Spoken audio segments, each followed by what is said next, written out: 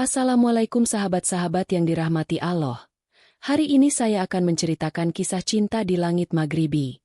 Namun sebelumnya saya sarankan untuk menuliskan sholawat Nabi Muhammad agar kelak sholawat ini menjadi saksi untuk mendapat syafaat di akhirat. Like dan subscribe ke channel ini sangat membantu menyebarkan dakwah Islam dan menjadi amal jariah. Langit maghribi berpendar jingga, menandakan senja telah tiba.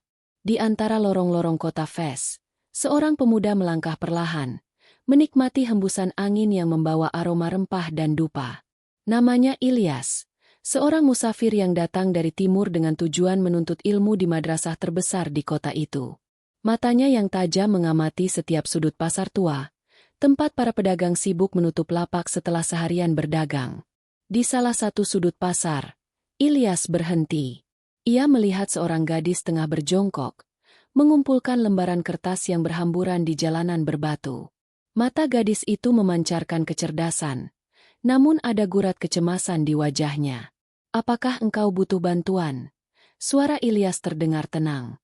Gadis itu mengangkat kepala, sejenak terdiam sebelum mengangguk pelan. Angin tiba-tiba menerbangkannya. "Aku tidak ingin ada yang hilang." Tanpa bertanya lebih jauh, Ilyas ikut mengumpulkan lembaran-lembaran itu. Tangannya meraih selembar kertas yang berisi tulisan tangan yang indah. Sepertinya kutipan dari sebuah kitab. Ketika semua kertas telah terkumpul, gadis itu mengucapkan terima kasih dengan suara yang hampir berbisik. "Aku Zahra," katanya singkat. Ilyas, pemuda itu memperkenalkan diri. Namun, sebelum ia bisa berkata lebih banyak, Zahra telah melangkah pergi, menyisakan keharuman melati yang samar di udara. Ilyas masih terpaku di tempatnya. Ada sesuatu yang aneh dalam pertemuan itu. Bukan hanya sekadar perkenalan singkat di tengah pasar tua, tetapi seolah ada benang tak kasat mata yang menghubungkan mereka. Langit semakin gelap. Ilyas melanjutkan langkahnya menuju madrasah, tetapi pikirannya masih tertinggal di tempat Zahra menghilang di keramaian. Fajar menyingsing di kota Fes, membangunkan kehidupan yang seolah tak pernah benar-benar tidur. Di dalam madrasah, Ilyas duduk bersila di antara para penuntut ilmu lainnya. Guru mereka, seorang lelaki tua dengan janggut putih panjang, tengah menjelaskan makna-makna tersembunyi dari sebuah kitab kuno. Namun, pikiran Ilyas melayang. Ia masih mengingat pertemuan singkat dengan Zahra di pasar. Ada sesuatu dalam tatapan gadis itu yang menggugah hatinya. Sesuatu yang membuatnya ingin mengenalnya lebih jauh. Seusai pelajaran, Ilyas melangkah keluar dari madrasah. Udara pagi masih sejuk. Tak jauh dari gerbang, para pedagang mulai membuka lapak, menghamparkan kain-kain sutra, rempah-rempah, serta buku-buku tua dengan sampul kulit yang berdebu. Langkahnya terhenti ketika matanya menangkap sosok yang dikenalnya. Ia berdiri di depan sebuah toko buku tua. Jemarinya membolak-balik lembaran sebuah manuskrip berwarna kecoklatan. Cahaya matahari pagi menyoroti wajahnya yang teduh. Ilyas merasa dadanya berdebar, tetapi ia berusaha menahan diri. Tak lama, seorang lelaki tua dengan sorban hitam keluar dari dalam toko. Wajahnya keriput, namun sorot matanya tajam dan penuh wibawa.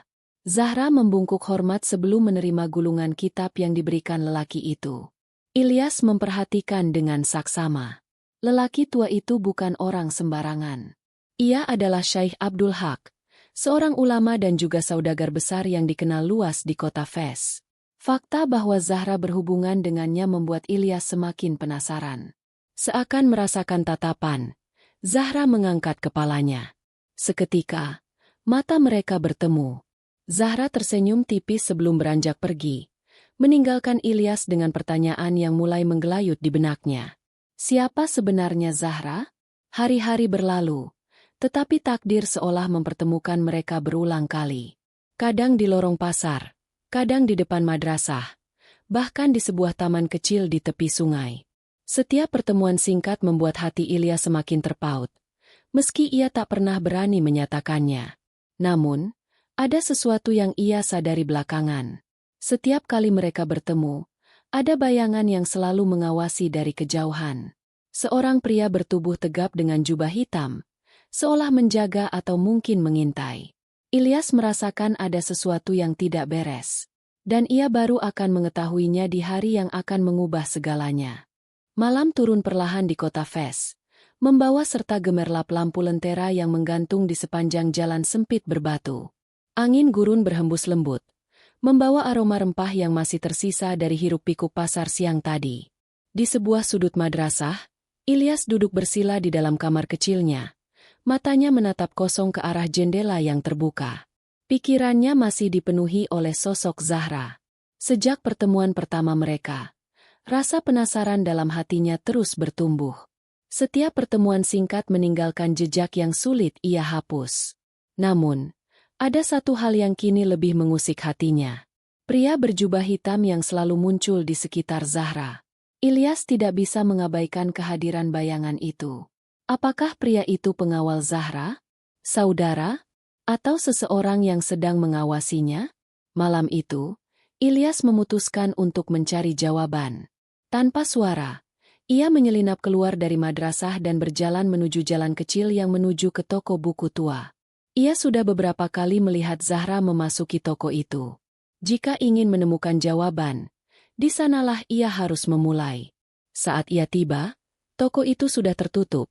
Hanya ada cahaya lampu minyak yang samar dari balik jendela kayu. Ilyas berdiri di depan pintu, ragu-ragu sejenak sebelum mengetuknya perlahan. Tak ada jawaban. Ia mengetuk sekali lagi. Kali ini lebih keras. Suara langkah terdengar dari dalam, diikuti bunyi gesekan kunci yang diputar. Pintu terbuka sedikit, dan dari celah itu muncullah seorang lelaki tua dengan sorban hitam. Syekh Abdul Haq. Tatapan lelaki itu tajam, seolah menembus hingga ke dalam hati Ilyas. "Siapa kau, anak muda?" Suaranya dalam dan berwibawa. Ilyas menelan ludah, lalu menjawab dengan tenang, "Namaku Ilyas. Aku seorang penuntut ilmu di madrasah. Aku ingin bertanya tentang seorang gadis." Vera. Mata Syekh Abdul Haq menyipit. Sejenak, ia tampak mempertimbangkan sesuatu. Lalu, tanpa sepatah kata, ia membuka pintu lebih lebar dan memberi isyarat agar Ilyas masuk. Di dalam, ruangan itu dipenuhi oleh rak-rak kayu tua yang berderet hingga ke langit-langit. Masing-masing dipenuhi kitab-kitab kuno. Bau kertas tua bercampur wangi dupa menguar di udara. Ilyas berdiri di tengah ruangan, sementara Syekh Abdul Haq menutup pintu di belakangnya. Suasana hening, hanya suara kayu yang berderit di bawah langkah mereka. "Aku tahu siapa dirimu," ujar lelaki tua itu akhirnya. "Dan aku tahu apa yang kau cari." Ilyas menatapnya dengan bingung. Syekh Abdul Haq menarik napas dalam. "Zahra bukan gadis biasa. Dan jika kau ingin tahu tentangnya, maka kau harus siap menghadapi kenyataan yang akan mengubah segalanya." Jantung Ilyas berdetak lebih cepat. "Apa maksudmu, Syekh?" tanyanya dengan suara sedikit bergetar. Lelaki tua itu menatapnya lama sebelum menjawab. "Ada sesuatu yang harus kau lihat sendiri." Ia melangkah menuju pintu lain di dalam toko itu. Pintu kayu tua yang tampak jauh lebih kokoh dibandingkan yang lain. Dengan gerakan perlahan, ia membuka pintu itu. Di baliknya, samar-samar Ilyas melihat cahaya lilin yang berpendar redup. Ruangan itu seperti sebuah perpustakaan rahasia, dipenuhi oleh lemari-lemari kayu berisi kitab-kitab yang lebih tua dari yang ada di luar. Namun bukan itu yang membuat Ilyas menahan napas. Di tengah ruangan, duduk di atas permadani Persia, dengan kitab terbuka di pangkuannya, adalah Zahra. Tatapan matanya terangkat, dan dalam kegelapan ruangan itu, sorotnya begitu dalam dan penuh rahasia. Ilyas melangkah maju, tetapi sebelum ia bisa berkata apapun, suara lain terdengar dari sudut ruangan. "Kau seharusnya tidak ada di sini, Ilyas." Ia menoleh. Dan di sana, berdiri pria berjubah hitam yang selama ini mengawasi Zahra. Ilyas berdiri terpaku. Cahaya lilin bergetar di udara yang sunyi, menciptakan bayangan samar di dinding perpustakaan tua itu. Sosok pria berjubah hitam berdiri dengan tegak di sudut ruangan. Sorot matanya tajam, penuh kehati-hatian. Zahra masih duduk di atas permadani Persia. Tangannya menggenggam lembut tepi kitab yang terbuka di pangkuannya. Mata mereka bertemu, tatapan yang dalam, mengisyaratkan bahwa ia tahu ini akan terjadi. Bahwa Ilyas akan sampai di sini, di tempat di mana rahasia yang tersembunyi mulai terungkap. Syekh Abdul Haq berjalan mendekat. Suaranya berat namun tenang. "Ilyas," katanya, "kau telah melangkah terlalu jauh. Tapi mungkin ini memang sudah ditakdirkan." Ilyas menelan ludah. "Aku hanya ingin tahu siapa Zahra sebenarnya, dan kenapa selalu ada bayang-bayang yang mengikutinya." Pria berjubah hitam itu melangkah maju. Wajahnya kini terlihat lebih jelas di bawah cahaya lilin. Rahangnya tegas. Matanya tajam penuh kewaspadaan. "Aku adalah kakaknya," katanya dengan suara rendah. "Namaku Idris." Ilyas menatapnya, menyadari kemiripan di antara keduanya. Namun, ada sesuatu dalam cara Idris berbicara, dalam tatapan matanya, yang membuatnya merasa masih banyak hal yang belum terungkap. Syekh Abdul Haq menoleh ke Zahra. "Gadis ini bukan gadis biasa, Ilyas. Dan apa yang ia bawa lebih dari sekadar ilmu atau kecantikan?" Zahra menutup kitabnya perlahan. Tangannya gemetar sedikit. Ia menarik napas sebelum akhirnya berbicara. Suaranya lembut namun penuh keteguhan. "Aku dan Idris adalah keturunan terakhir dari keluarga yang menyimpan pengetahuan kuno," katanya. "Pengetahuan yang telah dijaga selama ratusan tahun, diwariskan turun-temurun melalui darah dan amanah." Ilyas mengernyit, mencoba memahami makna kata-katanya. "Pengetahuan seperti apa?" Syekh Abdul Haq berjalan menuju salah satu rak kayu di belakang Zahra. Dengan gerakan perlahan, ia menarik sebuah kitab tua dari tempatnya. Debu halus beterbangan saat sampul kulitnya terbuka. "Kitab ini," katanya sambil meletakkannya di hadapan Ilyas, "berisi rahasia yang hanya boleh diketahui oleh mereka yang terpilih. Dan Zahra adalah penjaganya." Ilyas menatap kitab itu. Tulisan Arab kuno menghiasi setiap lembarannya, beberapa dalam bentuk peta dan diagram yang tak ia mengerti. Idris menatapnya tajam. "Itulah alasan kenapa aku selalu mengawasi Zahra. Bukan hanya untuk menjaganya, tapi untuk memastikan tidak ada orang yang mendekatinya dengan niat yang salah." Ilyas mengangkat wajahnya, menatap Idris dengan tenang. "Aku tidak punya niat buruk." Ruangan itu kembali hening. Zahra menatap Ilyas. Matanya berbinar oleh cahaya lilin. "Aku tahu," katanya pelan. Namun sebelum ada yang sempat berbicara lagi, suara langkah kaki terdengar dari luar pintu toko. Cepat, berat. Idris langsung bergerak. Matanya berubah waspada. Syekh Abdul Haq menutup kitab itu dengan cepat. Sementara Zahra merapatkan jilbabnya. Ilyas hanya bisa berdiri di tempat. Hatinya berdebar kencang. Siapa yang datang? Dan apakah ini hanya awal dari sesuatu yang lebih besar? Suara langkah kaki semakin dekat. Ilyas merasakan dadanya berdegup kencang. Idris dengan sigap meraih gagang belati kecil yang tersembunyi di pinggangnya. Sementara Syekh Abdul Haq berdiri tenang di sudut ruangan, matanya tetap tajam. Pintu kayu tua itu bergetar pelan sebelum akhirnya terbuka perlahan. Cahaya dari luar menyelinap masuk, memperlihatkan siluet seorang pria bertubuh kekar dengan sorban menutupi sebagian wajahnya. Matanya tajam dan gelap, menyapu seluruh ruangan dengan penuh kewaspadaan. Zahra menarik napas pelan. Tangannya mencengkeram kitab yang ada di pangkuannya. Ilyas dapat melihat jemarinya sedikit gemetar. Pria itu melangkah masuk, menutup pintu di belakangnya dengan hati-hati. Ruangan yang tadinya terasa luas kini terasa lebih sempit oleh kehadirannya. "Kalian telah terlalu lama di sini." Suara pria itu dalam dan berat. "Mereka sudah mencium keberadaan kalian." Idris menggeram pelan. "Berapa banyak?" 5 orang. "Mereka tidak tahu pasti di mana kalian. Tapi mereka sudah ada di sekitaran Souk. Aku hanya punya sedikit waktu sebelum mereka menyadari aku tidak bersama mereka." Syekh Abdul Haq menatap pria itu dengan tenang. "Kau yakin mereka belum mencurigaimu?" Pria itu mengangguk. "Belum. Tapi mereka bukan orang bodoh." Ilyas masih bingung dengan situasi ini. "Siapa mereka?" tanyanya. Zahra menoleh ke arahnya. "Mereka adalah orang-orang yang menginginkan kitab ini," katanya pelan. "Sejak lama mereka mencari peninggalan keluargaku untuk kepentingan mereka sendiri." Pria bersorban itu melangkah mendekat, memandang Ilyas dengan penuh selidik. Siapa dia? Idris menjawab cepat. Suaranya datar. Bukan urusanmu. Namun, Zahra justru menatap pria itu dengan sorot yang berbeda. Dia ada di sini karena takdir membawanya. Katanya dengan suara lembut. Dan aku percaya dia bukan musuh. Pria itu masih menatap Ilyas sejenak sebelum akhirnya menghela napas. Takdir atau bukan, sekarang kita harus pergi. Kita tak bisa tinggal di sini lebih lama lagi. Zahra menggenggam kitab itu lebih erat. Kemana kita harus pergi? Pria itu menatapnya. Ke tempat yang lebih aman. Idris mengangguk, menyadari tidak ada pilihan lain. Kita keluar lewat jalur belakang. Souk sudah mulai sepi. Kita bisa menyelinap ke ganggang kecil sebelum mereka menyadari keberadaan kita.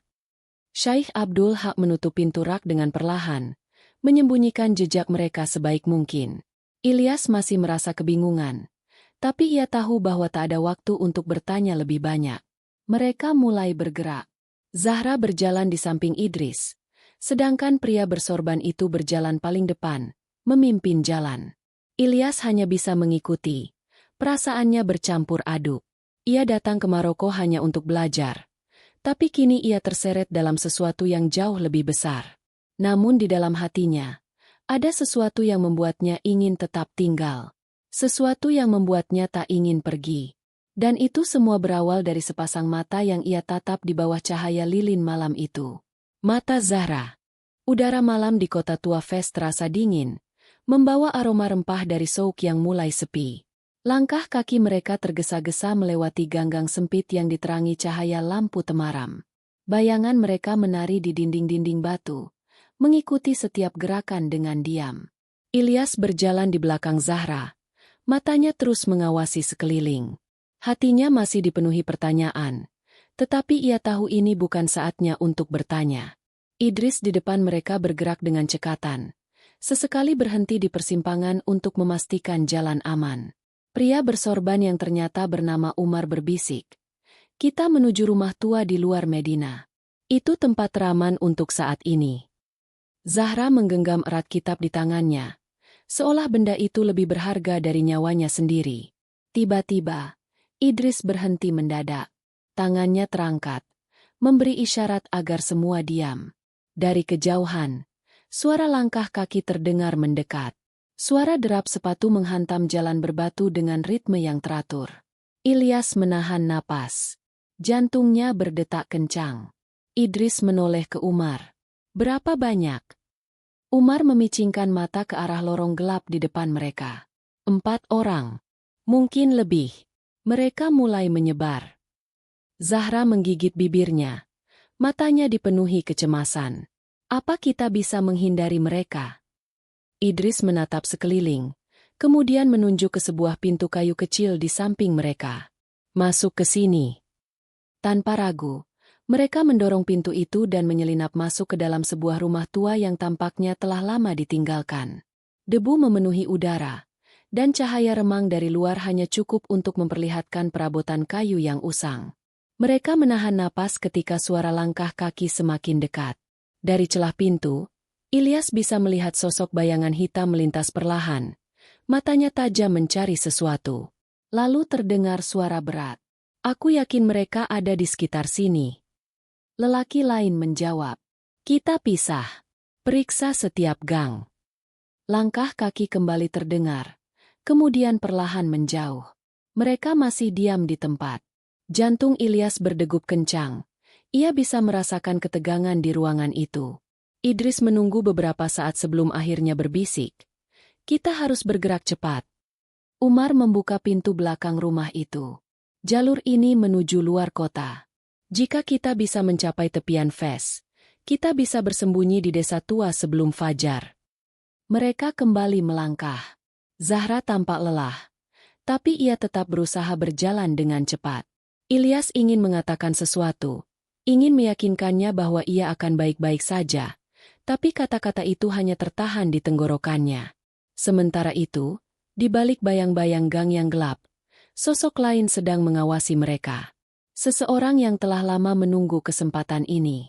Dan ia tidak akan membiarkan mereka lolos begitu saja. Langit masih gelap ketika mereka mencapai pinggiran kota Fes.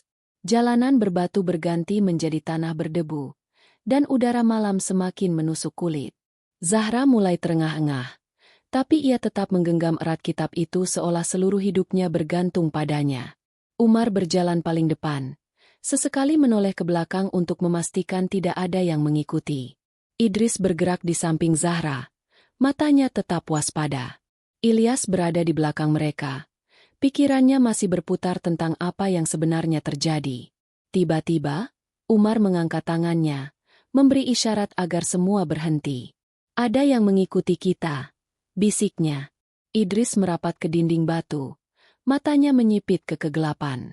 Ilyas menahan napas, berusaha mendengar. Hening. Lalu, dari kejauhan, suara langkah kaki terdengar. Perlahan, teratur. Mereka bukan orang yang terburu-buru. Mereka tahu mangsanya sudah terpojok. Zahra menelan ludah. Apa yang harus kita lakukan? Umar menatap sekeliling, lalu menunjuk ke sebuah celah sempit di antara bangunan tua. Masuk ke sana. Jangan bersuara. Mereka menyelinap masuk ke dalam gang kecil yang hampir tertutup oleh dinding bata yang runtuh. Nafas Zahra terdengar pendek dan cepat. Ilyas bisa merasakan ketegangan yang menguasai mereka semua. Dari tempat persembunyiannya, Ilyas mengintip. Di ujung jalan, sosok-sosok berpakaian gelap muncul dari bayangan. Ada 4 orang. Mata mereka tajam, dan salah satu dari mereka membawa lentera kecil. Cahayanya berpendar menyeramkan di wajah mereka. Salah satu dari mereka berbicara. Mereka tak bisa jauh. Yang lain menatap sekeliling, kemudian berjalan perlahan, memeriksa sudut-sudut gelap. Ilyas menahan napas. Jika mereka bergerak sedikit saja, pasti mereka akan ditemukan. Tiba-tiba, sebuah suara dari kejauhan memecah kesunyian. Seekor kucing berlari menyeberang jalan, membuat salah satu pria itu tersentak kaget. Kita buang-buang waktu, seru salah satu dari mereka. Mereka pasti sudah lebih jauh. Pemimpin mereka menggeram, tapi akhirnya memberi isyarat untuk pergi. Kita cari di arah lain. Satu persatu, mereka menghilang ke dalam bayangan malam. Ilyas menutup matanya, menghela napas lega. Umar menunggu beberapa saat sebelum berbisik. Kita harus bergerak sekarang sebelum mereka kembali. Mereka kembali berjalan, menyelinap di antara bangunan, menuju rumah tua yang Umar sebut sebagai tempat perlindungan. Zahra menggenggam kitabnya semakin erat. Mereka telah lolos. Untuk saat ini, udara pagi di pinggiran kota Fes terasa dingin dan segar. Langit mulai berpendar keemasan, membentuk bayangan siluet kota tua di kejauhan.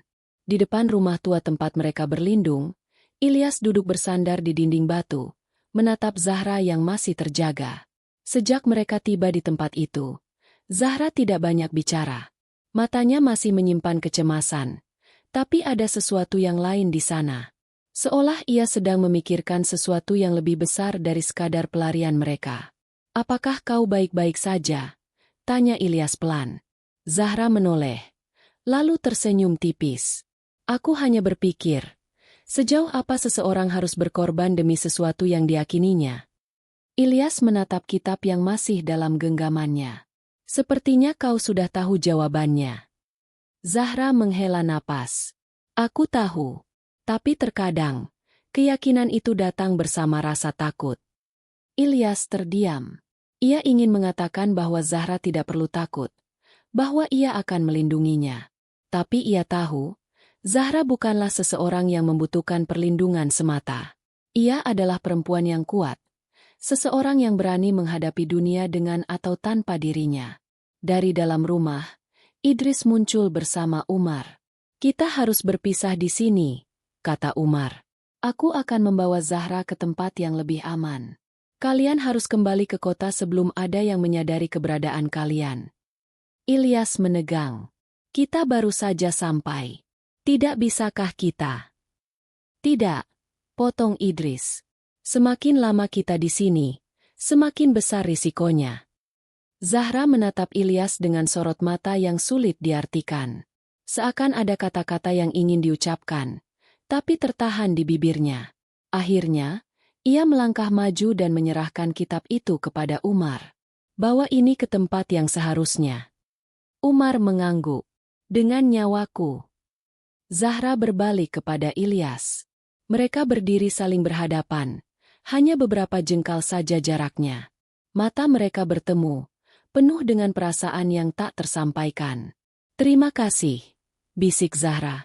Ilyas ingin mengatakan sesuatu. Bahwa ia akan mencarinya lagi. Bahwa ia tidak ingin ini menjadi perpisahan terakhir mereka. Tapi kata-kata itu tak pernah keluar. Zahra melangkah mundur, lalu berbalik dan pergi bersama Umar. Ilyas hanya bisa menatap punggungnya yang semakin jauh, hingga akhirnya menghilang di balik kabut pagi. Angin maghribi bertiup lembut, membawa harumnya tanah yang masih basah. Dan di sanalah ia berdiri, dengan hati yang kosong. Cinta itu bersemi, tapi tidak untuk dimiliki. Kisah ini mengajarkan bahwa tidak semua cinta harus dimiliki. Tetapi setiap cinta yang berlandaskan kebaikan akan meninggalkan jejak yang berarti. Ada hal yang lebih besar daripada perasaan pribadi, yaitu keyakinan dan perjuangan untuk sesuatu yang lebih abadi. Allah berfirman dalam Al-Quran, boleh jadi kamu membenci sesuatu, padahal ia amat baik bagimu, dan boleh jadi, pula, kamu menyukai sesuatu, padahal ia amat buruk bagimu. Allah mengetahui, sedang kamu tidak mengetahui. Al-Baqarah 216. Ilyas dan Zahra harus berpisah, tetapi mereka telah menorehkan perjuangan yang akan terus dikenang. Sebab yang sejati bukanlah memiliki, melainkan merelakan demi sesuatu yang lebih besar di sisi Allah. Cinta mereka mungkin tidak berakhir dengan kebersamaan, tetapi berakhir dengan keikhlasan. Dan disitulah cinta menemukan maknanya yang sebenarnya.